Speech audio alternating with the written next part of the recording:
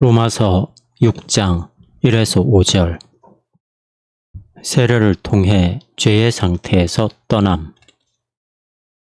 그러면 우리가 무슨 말을 하겠습니까? 은혜를 더하려고 죄의 상태에 계속 머물겠습니까? 결코 그럴 수 없습니다. 죄에 대해 죽었는데 어찌 그 안에서 여전히 살 수 있겠습니까? 여러분은 메시아 예수와 합하여 세례받은 우리 모두가 그의 죽으심과 합하여 세례받은 줄 모릅니까? 이는 우리가 세례를 통해 그와 함께 장사되어 메시아가 아버지의 영광을 통해 죽은 자들 가운데서 살리심 받은 것처럼 우리 역시 새로운 생명으로 행하게 하려는 것입니다. 만일 우리가 그의 죽으심과 같은 모습으로 함께 심겨졌다면 또한 그의 부활과 같은 모습이 될 것이기 때문입니다.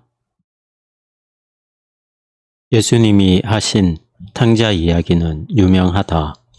동생은 아버지에게 떼를 써서 자기 몫의 재산을 얻어낸 다음 집을 떠나 그 재산을 모두 잃고 수치스럽게 집으로 돌아온다.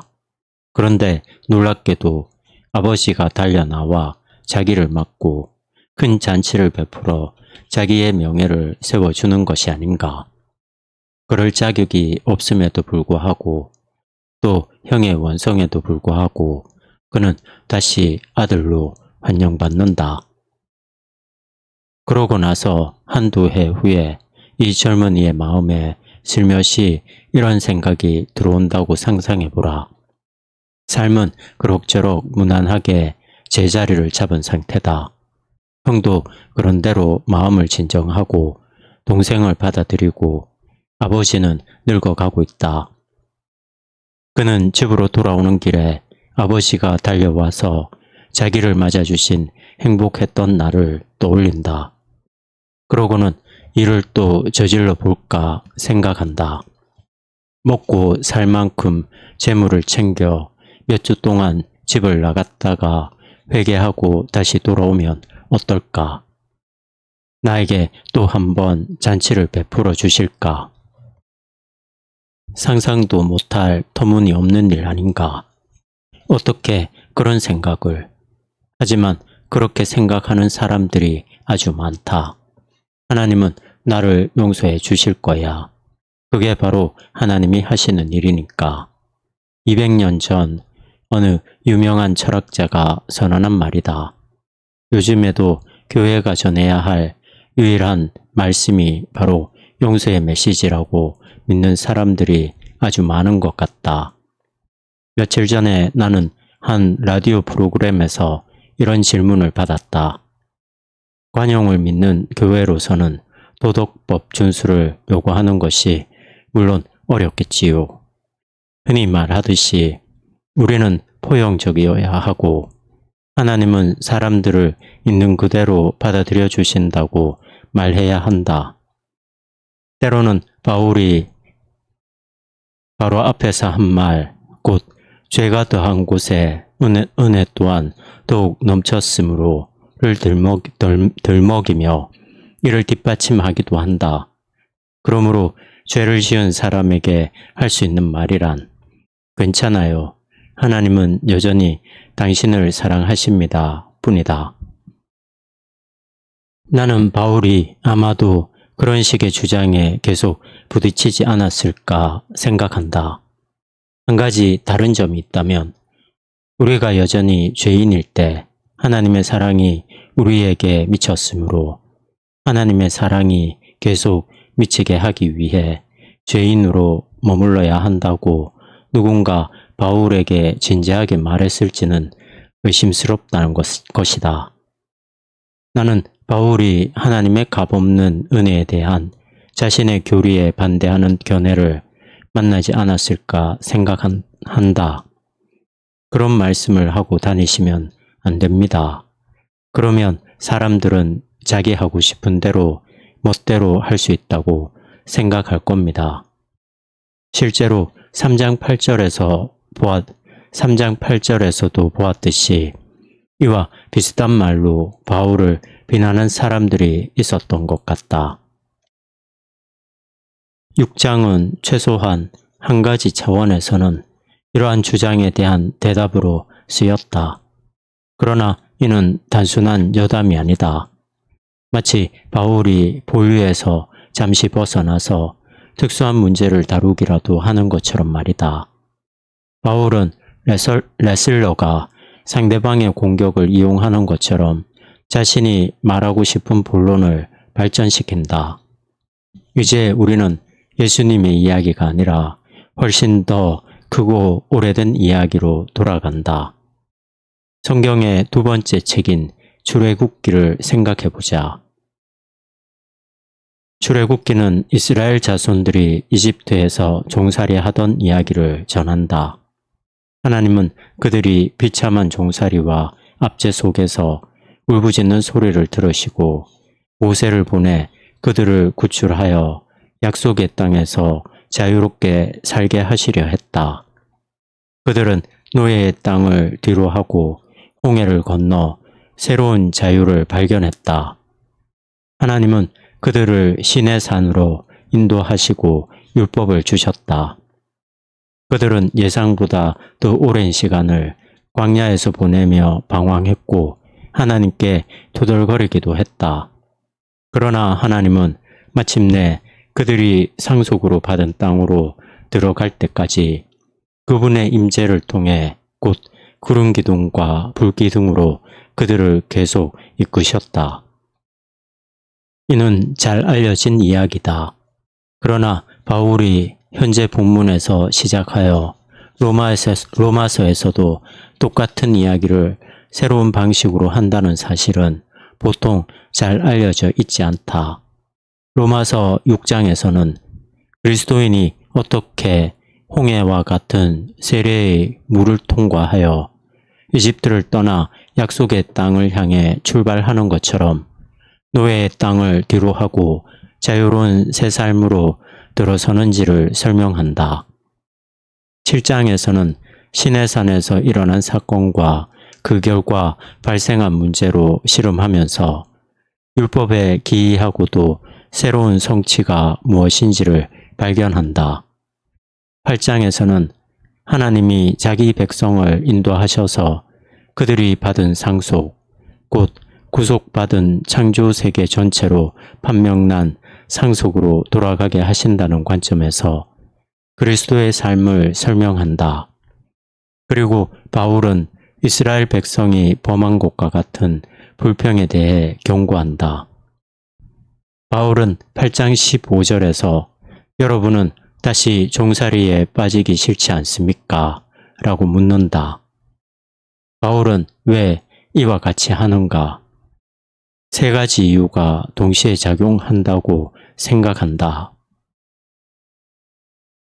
첫째, 바울은 하나님이 예수님 안에서 성취하신 일이 아브라함에게 하신 약속의 성취라는 것을 잊지 않았다. 그러나 바울이 로마서 4장에서 설명하는 창세기 15장에서 하나님은 이스라엘이 얼마간 종살이를 한 다음 그들을 인도하여 그들의 땅으로 돌아가게 하실 것이라고 아브라함에게 약속하셨다. 로마서 6에서 8장은 다음과 같이 말하는 셈이다. 곧 이것이 바로 하나님이 실제로 아브라함에게 약속하신 것이고 언약의 궁극적 성취이며 하나님이 늘 원하셨던 대로 세상을 바로잡는 방식이다. 둘째, 바울 시대의 많은 유대인은 사실 새 출애굽의 관점으로 생각했다. 그들은 이스라엘을 압제에서 해방시킬 하나님의 위대하고 새로운 행위를 기대했다. 바울은 이러한 기대에는 동의했지만 단순히 로마로부터의 정치적 해방이란 관점이 아니라 궁극적 해방, 곧 온 우주의 죄와 타락과 죽음으로부터의 해방으로 해석한다.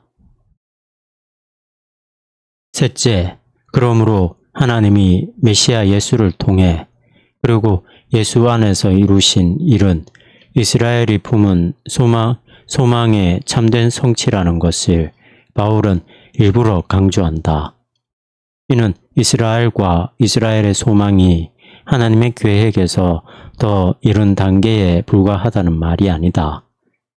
오히려 하나님이 메시아 안에서 성취하신 구원, 곧 성령으로 완성하실 구원은 이미 지나간 모든 것의 목적이다. 그리고 9장 시작부에서 보겠지만 이는 가능한 가장 예리한 형식으로 추가적인 질문을 제기한다. 이 질문은 3장 시작할 때부터 줄곧 바울의 마음속에 있었던 것이다. 그렇다면 우리는 이스라엘 민족의 지속에 대해 무슨 말을 해야 하는가? 6에서 8장은 그리스도인의 삶을 그 고유의 용어로 화려하게 설명함은 물론 로마서의 핵심부를 구성하면서 로마서 전체의 요점을 드러내기 위해 기획되었다. 그렇다면 1절의 예사롭지 않은 주장에 대한 바울의 대답은 무엇인가? 하나님이 우리를 있는 그대로 받아들이시기 때문에 또 하나님이 이에 대해 좋다는 확신을 주셨기 때문에 우리의 방식을 바꾸지 않는 것이 낫다고 주장하는 사람에게 바울은 뭐라 말했겠는가?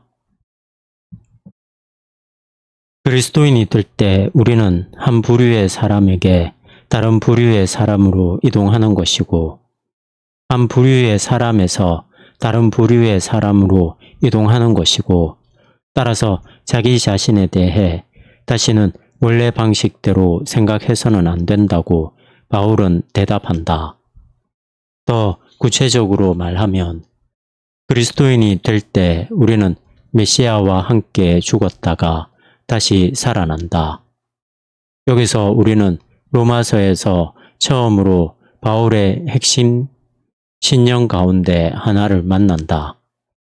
곧 메시아가 자기 사람들을 대표하시기 때문에 메시아께 해당하는 것은 그들에게도 해당한다.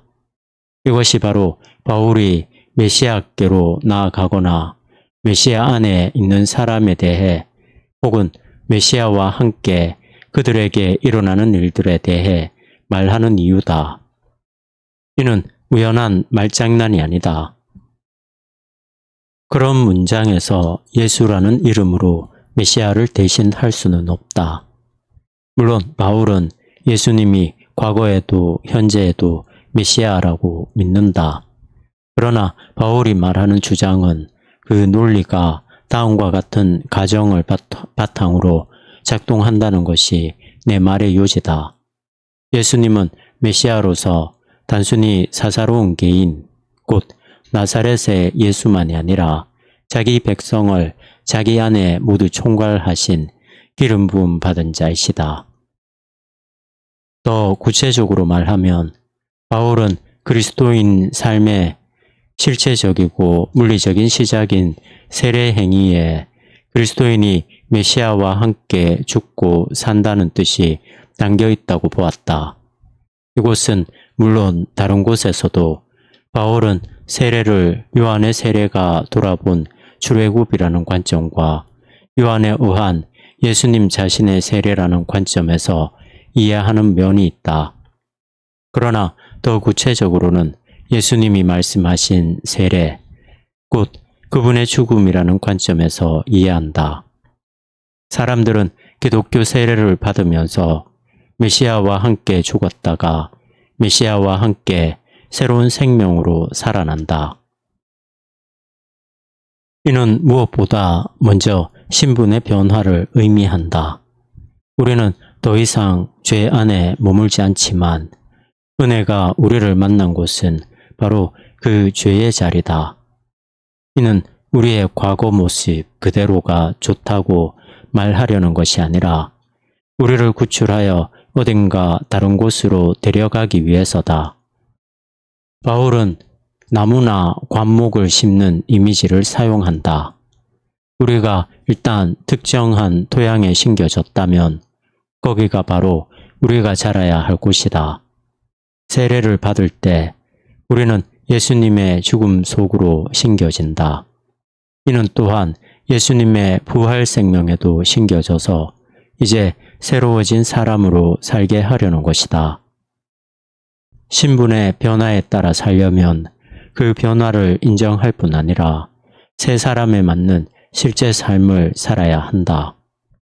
결혼을 했다고 해서 별다른 느낌이 들지 않을 수도 있지만 이제는 결혼을 통해 적응해야 할 변화가 분명 일어난 것이다. 한번 맺은 약속은 깨질 수는 있어도 무효가 될 수는 없다. 여러 문화권에서는 한 가족의 아버지가 죽으면 장자가 가족의 머리로서 책임을 져야 한다. 그가 그 책임을 지고 싶어 할지 혹은 그 책임을 감당할 수 있을지 여부는 상관이 없다. 그것이 그의 새로운 신분이므로 그로서는 최선을 다해 그에 맞추어 살아가야 한다. 우리도 세례를 받고 나서 새로운 책임을 회피하거나 무시하려 할 수 있다. 새로운 신분이 없는 척 할 수도 있다. 바울은 고린도전서 10장에서 그러한 문제를 다룬다. 그러나 세례를 물을 수는 없다. 이집트로 돌아간다는 것은 생각조차 하지 말라. 그보다는 우리가 이제 누구인지 주의 깊게 생각하고 약속의 땅으로 출발하는 편이 좋다. 이것이 바로 바울이 지금부터 말하려는 내용이다. 잠시 멈추어 깊이 생각해보라. 이미 세례를 받았다면 그것이 우리에게 어떤 의미가 있는가? 그 의미를 좀 더 캐내야 하지 않겠는가? 아직 세례를 받지 않았다면 지금이 바로 세례에 대해 생각해야 할 때는 아니겠는가?